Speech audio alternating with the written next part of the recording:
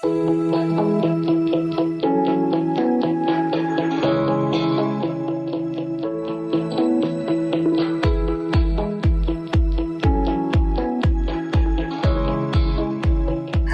back, everyone, to another episode of the accessibility edition of the Coworking Values podcast.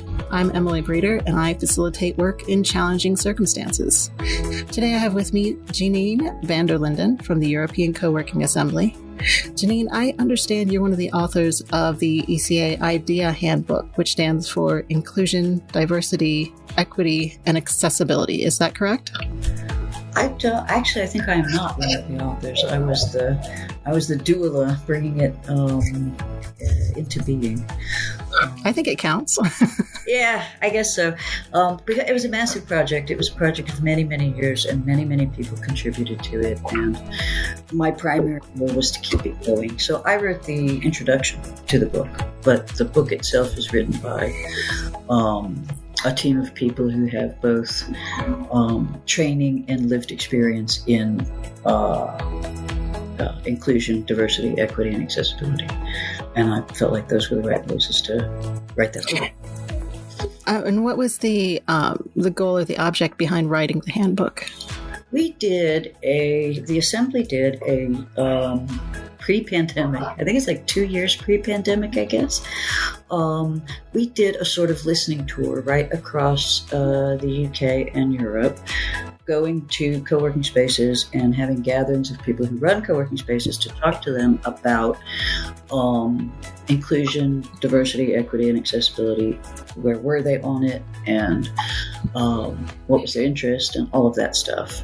And what we heard back over and over was that this happens a lot in this area. The people who come to your gatherings, the people who come to your meetups, the people who come to events about this are already on board in terms of the sort of principle of the thing. And everyone was interested not in the why, in the how. So we were getting questions about, for instance, how can I go about making my space accessible for people with disabilities? How can I go about making my space welcoming for people in the LGBTQ plus community? How can I do something? This project started in many ways with a Facebook conversation between me and Ramon Suarez in Brussels, because he was commenting about the extreme tilt towards men in his co-working space and young men around his own age. And I said, well, Ramon, there's this thing, we call it founder bias, because my space is predominantly women over 45. Not hugely predominantly, but there's a definite skew there. And that's because when they come in the door, I'm who's there. And the choices that I am making, when I am making the choices, often my coworkers make the choices, that's different. But when I am making the choices, I am making choices similar to the choices they would make. And so obviously, so it appeals to them. And that conversation started this whole sort of project rolling, because that happens in a very sort of unconscious way. And if you can make your choices in a mindful way, you can actually change that skew. It's actually not that you're some kind of powerful hero standing at the door of your co-working space. It's just the things you speak of in your social media, the things you decide about what to do in your space. How many monitors do you have? What do you have on the floor? Do you have curtains or blinds? Right? All of those things speak to a particular aesthetic. They speak to a particular approach. That approach speaks to some people and not others. If, like me, you started your space very much by yourself with a very small community, then you make those choices to suit yourself and the coworkers you have. And that is not a terribly mindful way to go about making those choices, but it is how people in practice have done it. And so after the listening tour, one of the things that we brought to the book was people really want to know how to make those decisions in a mindful way. I am not a guy, and I am not 30 years old, and I don't actually have a great deal of insight into what would be particularly attractive to people in that particular demographic, right? Mm-hmm. So I have to go find me one and ask, right? And the one that I would find, maybe would be typical and maybe would not. Right. There's a methodology, there's a way of going about this, which, of course, we didn't encounter when you're sort of setting up your own business in the way that most independent, community-based co-working spaces start. It's pretty much bootstrapping, and it's pretty much the entrepreneur making choices. That's what right. So, fundamentally, what the handbook was the culmination of many years after that listening tour of sort of examining what kind of structure. So it is a workbook. It is a very practical book. It has blank places for you to fill in, right? It has questions for you to answer. And it helps people who are running independent community-based co-working spaces to be mindful about the choices they're making. It's not about what it's not about is what choices you should make, because that's right. Your job, right? That's not my job. It is an effort to bring mindfulness to that. Do you think that, so it sounds like you're describing that part of the workbook is sort of breaking through your own invisible kind of confirmation bias about the way things should work should be the way I work. Oh yeah. I mean, if you have by the time we were writing this book, I had already been running. I have a network of co-working spaces in the Netherlands. We have 9 locations right now. And in my own space, we had already, after I had this realization, like, oh, look what I did when I was talking to Ramon, we went through sort of a change process with the community itself about, I don't think my coworkers would have called it a change process, but it was, about who are we missing? Who are we leaving out? Who are we leaving behind? And if you do that in a structured way, instead of an intuitive way, which I had to have a structure because I'm a very intuitive person. So then you see whole chunks of things that you weren't seeing before, that you didn't realize before. What's an example of some of the things that have come out of it since then? Like, how has, since the listening tour, how have things changed? The way people talk about the issues around inclusion, diversity, equity, and accessibility has changed a lot, and it changed very quickly. And it's one of the things that people are always talking about, like, oh, yesterday we could use this word, and now we're not allowed to use that word because it's a bad word. And it's silly, because the reason language changes because people are having conversations, and people are learning things, and their way of looking at the world becomes broader. And so, of course, your language changes because you have whole new chunks of concepts in your head now that you have to express with that word, so you can't use the other word. And I think that's one of the things that has happened. Of course, the pandemic had one of the things that specifically focusing in on the accessibility community, one of the things that people with disabilities have been hollering about for a very long time is the need for remote access, remote work. We have what we now call hybrid options. And it took the pandemic to bring them. And that was interesting. And it was upsetting for a lot of people because basically we've been, yelling for years. Of course it's possible, right? And everybody's like, no, it's impossible. You have to come to the office, right? And then suddenly no one could go to the office. And then all at once it's completely and totally possible, right? Like it was always completely and totally possible. Right. It was a question of having the will to do it. And one of the conversations that's happening right now, of course, is that quite a lot of organizations are like, okay, pandemic over, now we're going back, and it's not possible anymore. Right. You can't walk backwards in some cases like this. Yeah. Right. And with something like this, I have to say that I mean, I wish them luck. I wish them all the best, but I don't think that that it's going to be acceptable for the current labor force to go backwards. We don't go backwards. People never go backwards. Sometimes we go forward very determinedly in the wrong direction and have to course correct, but we always go forwards. This is true. What do you feel, since I know you're by birth American, but you're living in the European Union, how do you feel that the approach is different specifically to co-working around these issues in the different areas? In the United States, we have the ADA. The ADA happened when I was in school, so I'm that old. So it was I was in school, so it was actually very confrontational, the ADA. There was a lot of screaming. There was a lot of hollering about, how much it was costing, and this is all impossible, and it's always been impossible, and blah, blah. And it turned out it's really possible if you have a determined will to do it.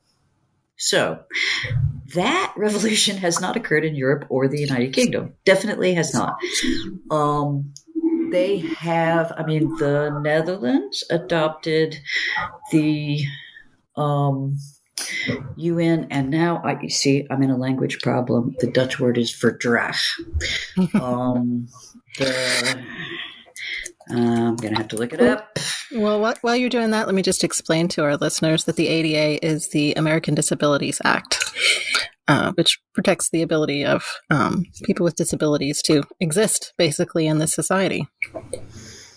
Right. It tries to anyway. Right. And part of, I'm trained as a lawyer. I was a practicing lawyer in Atlanta from 1993. And part of my practice was education law, which is the law of essentially building and guaranteeing the rights of students at schools through individual education programs and accommodations and all of that stuff. So that I was very much aware of. I used to teach at a law school in Atlanta the subject of education law, and actually one of my students wrote a book about it and dedicated it to me. It was like the honor of my life. I was so touched. He didn't tell me. Somebody else showed me. He never told me. They just said, "Look, this book is dedicated to you." I was like, "Oh wow, that's amazing! Wow." That was a feeling, really. So. The Netherlands, where I live, only just adopted the UN agreement on the human rights of people with disabilities like 3 years ago. And they haven't enacted it yet. And Europe has not got a legal structure. There is not a will to, as the ADA just said, you will do this now. Right? There is still a conversation about it. Now, I will also say two things. One is I live in a house in the Netherlands, and this house was built in the mid-1600s. And the first time that I slept in this house, I was not yet married. It was my future in-law's house. I looked at the ceiling, and I thought the nails in that ceiling, some of the nails in that ceiling are, let me count, like 400 years older than my country. And that was a very weird feeling. So one of the things that Europe is dealing with is that, Emily, Amsterdam is not going to take down their canal houses. Right. They're definitely not. Right? Like accessibility or no accessibility. And those things are not accessible. They are absolutely not. They were not built for accessibility, and they're really old, and they're not going to take them down. There's a lot of talk about this problem. That problem does not disturb me that much because, Emily, they have some of the best designers in the world in this country. If they have the will to fix that problem, they can fix that problem. I am sure of it. How? I don't know because I'm not a designer, but I have seen some really remarkable solutions applied in various places in Europe. So that is a thing that has to be taken into account, that in all of the capitals of Europe, much of the architecture is going to be a serious challenge to get it accessible. And the answer is not then, so we won't do it, right? The answer is how do we do it? But it is, everybody needs to acknowledge that it's a serious problem. It is a serious problem. The pipes go where the pipes go, right? The foundation is where the foundation is. And the choice, which was made often in the United States, then take it down because it has to be accessible to everyone, is simply not going to happen in Europe. In the United States, it's different. You want to take down a building that's 40 years old? Okay, no problem. Right? So, of course, yeah. There are a few buildings that are much older than that, honestly. Well, yes, I understand. But but really, I mean, the Netherlands isn't even that old. Go to Prague. If you go walk around Prague for a while, everything in the Netherlands looks like it was built yesterday. I mean, it's incredible. I mean, the ancientness of that is just astonishing. But that aside, it is an issue, needs to be addressed. It will be addressed. They have great designers. They have great architects. And if there's the will to solve this problem, they can solve this problem. The other thing about Europe, the United States doesn't have what Europe calls a social safety net at all. Like, when I moved here as an American, I was like, yes, we have a social safety net. We definitely do. We do. But compared to the way they look at it here, for example, in the Netherlands, we have nothing. It's embarrassing, right? So the part of the issue that comes with that, if you look at it carefully, so here's the thing. If you're disabled in the Netherlands, you go to they've only just started integrating children with disabilities into regular classrooms. When I moved here, the children with disabilities went to different schools. And so they had special schools and they had special diplomas. And when they get out, they have special jobs and they have special apartments. And they have, it's just everything. So once you're in that track, you're in that track. And in fairness, your life will be good. But it won't be everybody else's life. And one of the conversations I have had a lot with Europeans is, and I'm not finished deciding, to tell you the truth, those systems are extremely different. In the United States, we have a lot more. We have people with Down syndrome graduating from college with a bachelor's degree. We have people with significant disabilities who are lawyers. They are doctors. They are researchers, right? We have a lot more of that in the United States than there is in, the Netherlands, certainly. Europe generally, I would say probably also, although Spain is doing a lot of good work. But the question becomes, from a moral perspective, what's better, right? And it's not. Is there a happy medium too? Is there a way to bring all that together? I hope so. I think that they're working on it now. Children with disabilities in the Netherlands still are now being integrated into. They started about 20-ish years ago, are being integrated into regular classrooms with what we would call accommodations. They don't call them accommodations, they call them something else, but same thing. Mm-hmm. And the boundaries of who has to go to, a lot of parents want their children to go to schools for kids because they're not just, this is the special needs school. They have a school near here for children who are deaf, hard of hearing, or have language disorders, communication disorders. All of those are in the same school because communication problems, whether they are caused by the fact that you are deaf or whether they are caused by the fact that your brain processes sound differently, are nevertheless communication problems. So from their perspective, the cause is not the point. right? The education is the point, and and a lot of parents prefer for their children to go to schools that are specifically focused on the disability that their child has. There's also an argument to be made that those children are not, when you're in a whole school full of people who have a disability of the same nature as the one you have, you feel way less weird. Yeah. Which is a point often made. So there's a whole conversation around all of this to be had, and I mean, we will come out. People always come out, so I'm not worried about that. But the awareness of your average guy on the street about issues of accessibility, at least in the Netherlands where I am, but in my sense is over most of Europe, is not actually that great, because they have been accustomed for some generations to these parallel tracks. Right.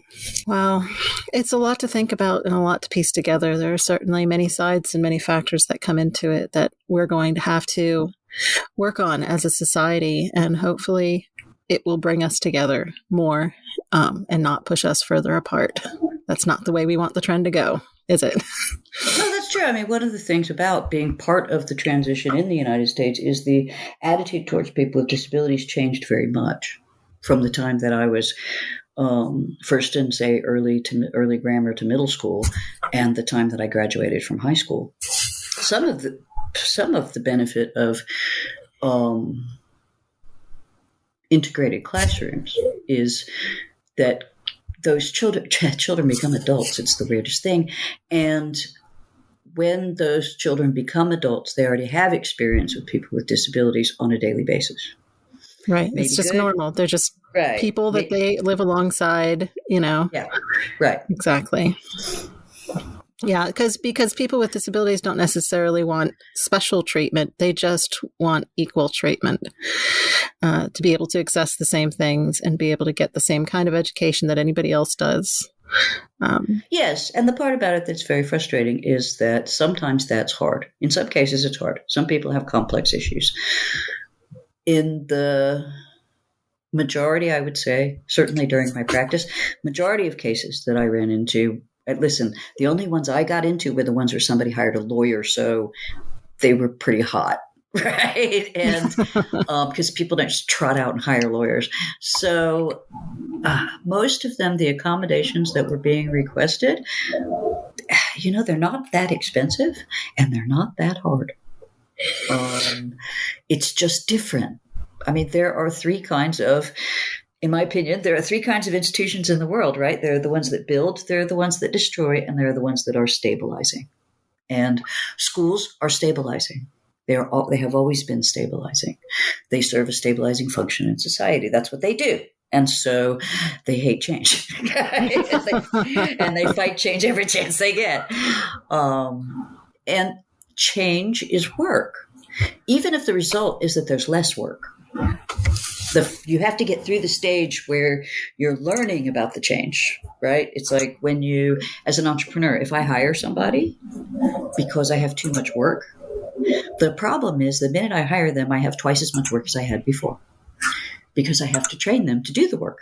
Right. And then when they're trained, have to supervise the work. You have to, look over their shoulder, make sure that quality control is happening appropriately. Absolutely. Right. And then once they're trained, you can go, hooray! And then you don't have so much work.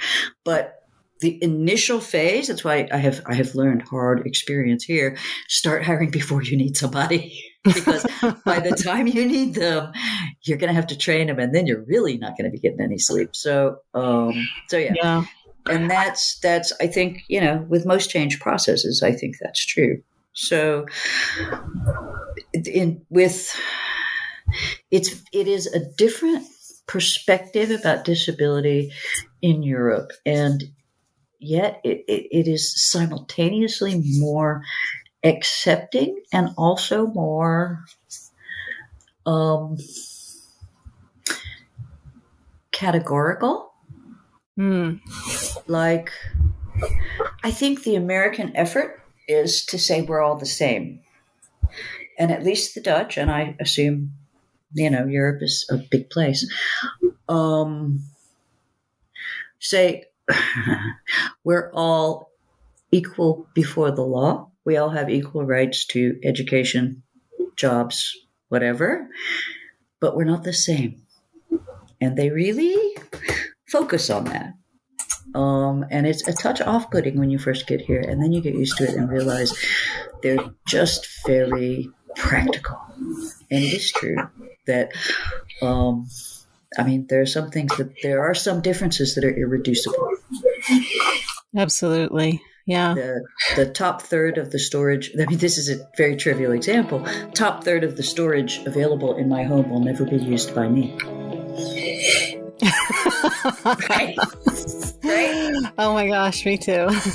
Right, because I am not 5 feet tall. In European, I am not 150 centimeters tall.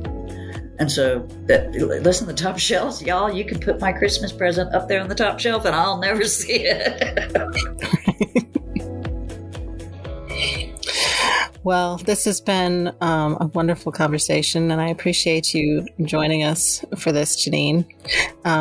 Thank you so much, everyone, for listening to this episode of the Accessibility Edition of the Coworking Values Podcast. I am Emily Breeder, and we've been talking to Jeannine van der Linden. Jeannine, if someone wanted to reach you, would they go to the European Coworking Assembly website and send you a message there? Your fastest way to reach me, if you don't have my contact information, is in fact to go to coworkingassembly.eu and fill in any of the contact forms, because those all come to me. You can also contact me through our social media, the social media of the European Coworking Assembly, or any of our projects, the Rural Coworking Project, Inclusion Project. We have a whole list of them. Those contacts go to a different person, but they will get to me. Fastest way is just fill in the contact form and tell me what you're thinking of it, because it's all wonderful. So if you'll be in London the last week of February 2024, consider attending the Workspace Design Show on February 27th and 28th. The London Coworking Assembly Breakfast Show will be held on both mornings of that event. So for details, please join the London Coworking Assembly mailing list on londoncoworkingassembly.com. Thank you so much, Jeannine, and I'll talk to you again another time. Okay, later. Bye.